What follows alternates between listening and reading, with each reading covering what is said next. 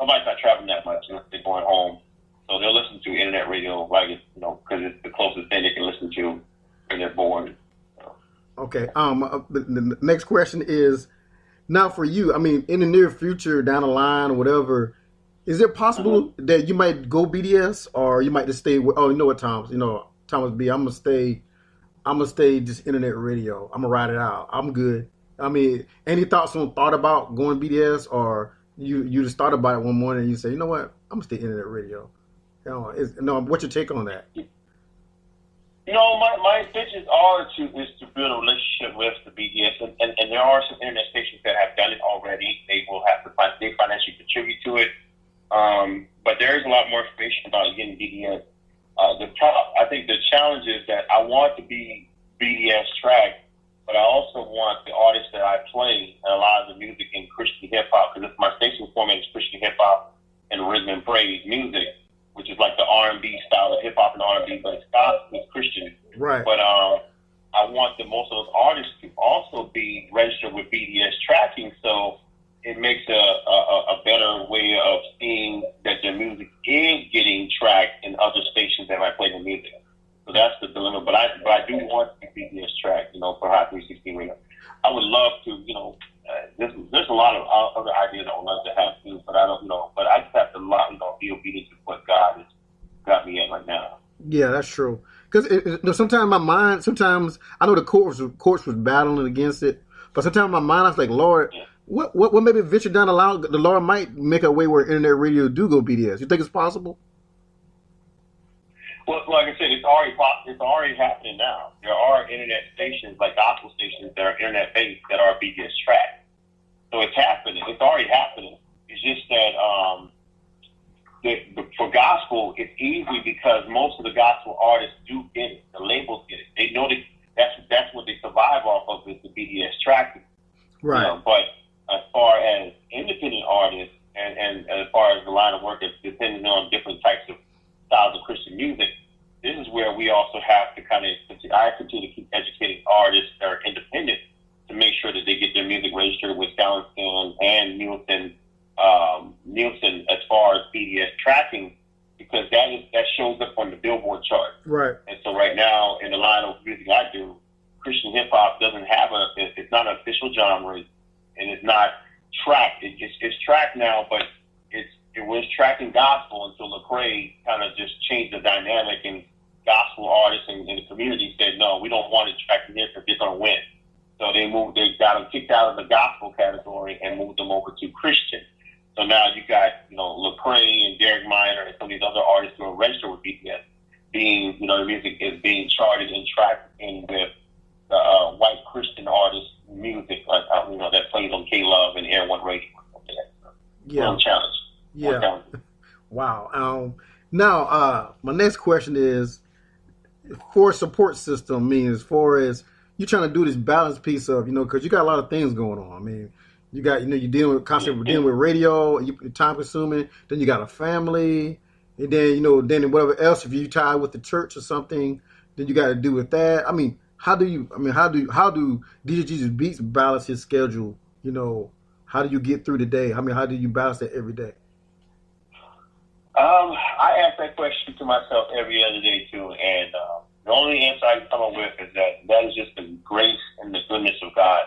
Because there are days where I'll sit there and I'll look at my schedule, but at the same time, it's a little bit more of a discipline too. Because I can answer that and say it's discipline, which is one of the hardest things for any person to maintain, is discipline.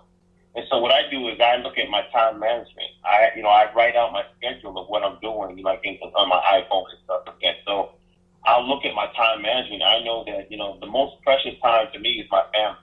Family time is the most important. Right. As a father, spending time with my boys and spending time with my wife. That's even more important, because marriage cannot survive without having communication. There you go. So that's my first ministry, under God. That's right. But then God says, I'm going to allow you to have a balance that you didn't think that you could have. The job I work for is amazing, because I work with believers in my job that didn't, at one point I didn't know they were believers. So, but the boss I work for, she makes sure that, that we have this. It's amazing how God allows me to have the time to balance things even when I'm working on a current job. And I make sure not to take advantage of that. And then on top of that, with that blessing, I'm able to do a radio show on a Friday night after work, and my wife is she's a part of it also, but she allows me to do that because I spend time with her and I make sure that she's first along with my family. And then, on top of that, doing other things like doing mixes and maybe doing a DJ gig and all these other things. So it's just about time management, discipline, being obedient to God, and then being, the best husband I can possibly be and the best father to my family. And because of those things, God has allowed me to have that great time management where it just seems like the impossible is possible. Awesome. So basically, you're saying you got to have your priorities set right, and then when you do that, God will provide favor, basically. Pretty much. And like I said, it's different for everybody. But if you can set up your time management and be disciplined on making sure that you set a lot of time for certain things that you need to get done.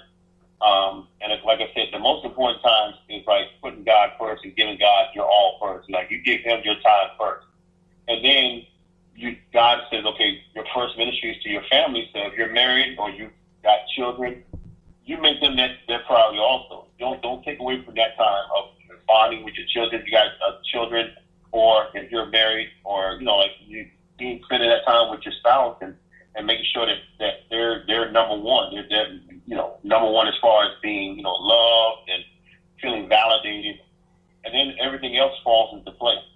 And then when it does, you just learn how to work around it and say, okay, maybe I might work 2 or 3 hours on doing some music here, but then I can go ahead and after I might drop it down to 1 hour and still make time for other things out there. Okay, so your hobby, what is your hobby? Because I know you say spending time with the family, but what is it a specific thing in hobby or no that you got? Well, my specific hobby is outside of that is just doing mixes, DJing. Like I love DJing. I can't go to a place, an event, and not want to do some music, whatever, because it's just like it's always been my passion. So that's my main passion, is just playing music and really letting the crowd and the audience be, entertained and controlled through what I do, So it's like, for me, DJing is like, it might be, through some people it might be a job and work, but to me, it's just like, that's my quality time. That's like my time where I just love enjoying. I love mixing Christian and gospel music and looking at the faces of people when they kind of get shocked about, was that a Christian song? Like, yeah. Are you a Christian DJ? Yeah. That's for me. That's my hobby right there. Okay, yeah, for you, that's a way of like for you. Cause I feel the same way. Cause whenever I'm not so much film mixes, but whatever. Whenever just putting music together and making a playlist or whatever it could be, it's the joy of the fact that you're doing something because you love it. You can't just like it. You gotta love it, because like is a temporary type of motion, but love is permanent. You know what I'm saying? So if you love it, you in it to win it, right? Exactly. But I also noticed that lately you've been starting to do some YouTube videos. What's up with that one? I haven't done YouTube, but I'm just doing like Facebook. Oh yeah, Facebook Live. Yes. YouTube. Yeah, Facebook Live. Well, YouTube, they got some tricks, so I don't mess with YouTube no more. But but Facebook Live videos, I was doing them for a good while, and I continue to try to keep doing it just so the audience, can just kind of get some tips and stuff, and really just share some advice to a lot of the artists, even the DJs or anybody in general about the day-to-day actions of what we do, what I might do, and what some things that goes on in the music industry that I catch wind of, and I think that the artist should be aware of. Cool, and I think that's so cool because that shows the unselfishness in you, in that as far as giving out information where other DJs, those are money hungry, are, hey, you got to pay me something for me to give you this information, but you don't do that. Being that you've been doing radio for such a long time, you give it up freely. You Yeah. know, and that you know, you got to admit Well, that's very rare for to come by. well, for me, I'm just like I said. For me, I can only answer to what God commands me to do. I can't. For other people, they make a livelihood out of it, and it's a business for them, and that's cool. I respect it because I believe that if you want to turn something that you are great at into a business, then by all means, if you feel that that's what you need to do it. But for me, I take a different approach because I have to listen to what God commands me to do, not what I want to do. My flesh says, go and do a seminar and charge, X amount of dollars to all these, independent and artists and stuff and have them come in, which I can still do. I still will do that. But that would just be like, for me, it's not the right thing. God says, that's not what I want to do. I need you to be a good steward and be a servant and serve the people first. Because once you learn how to serve, then you know how to lead. That's true. So when I'm doing these things, I might have some people might say, man, he's giving out too much information, but hey, that's on them. But for me, I'm listening to what God tells me to do. And I have never missed a meal. I got a roof over my head with my family, and we're still doing things we're supposed to do. I don't have the finances like most people might have, but guess what? I'm still here. And so by me being obedient, God said, hey, look, I'm going to keep you around, and my reward might be every day just to wake up the next morning to another day. And if that's what my payment is, then I'll take that. Okay. Another thing, when you're doing, I'm pretty sure you probably do, but I'm gonna ask them anyway, just to let the listeners know. When you're doing your show, do you always seek God on like what the topic to talk about on the show, what music to play in your playlist? I mean, do you seek God for that when you're doing your show, preparation for your show? Yeah. Most time, yes, it's like that because I'm like I'm like sometimes I'll have a playlist already ready of what I want to play. And then all of a sudden, it depends on the type of topic or what we might be discussing on the show, or there could be something that happens, like, let's say, for example, there's recent, not the recent one, but it was like several months ago with the shooting at the synagogue, and it happened on a Friday, and that changes the whole tone, people, a mass group of people just got, like the one in Las Vegas, where the people were shot out at the country concert, and that happened on that same day, and it was like, wow, okay, Lord, how do I do a show where I can give encouragement even in the midst of tragedy? And so God would use me to say what I need to say. But there's some shows where I just felt like, it's not always about specifically, everything scriptural based, but it might be a show where last Friday I just did a show, and it was just basically just giving them a mix. So, just let them just enjoy, take their mind off of, if they're coming off of work, or right, even when they're, the ride home, whatever situation, you just hear these victims. Yeah. Now another question I got. I know we talk about the music content and stuff, but is there when you're listening to music all as well?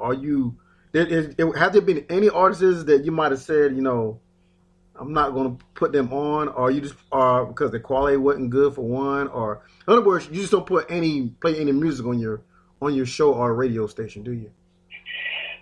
That's correct. I'm a stickler when it comes to music. So what I do is there are songs that if I had an artist select your music the other day, and they wanted an honest opinion. So I said, look, I listen to your music. It sounds good, but it's not made for radio. So they wanted to be played on the radio station, but it's not made for radio. It's a good song. Now it might be played on a radio show because it does have a good message, but as far as the attention of grabbing the attention of Hot 316 radio's listeners, right, it doesn't fit in that format.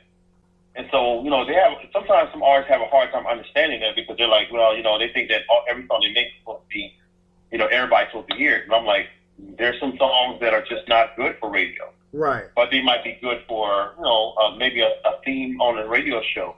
Or they might be good to be played at if I'm DJing at an event, and I just feel like throwing some filler songs in because I don't want to play all the main hits first when I'm DJing. So I'll put in some filler songs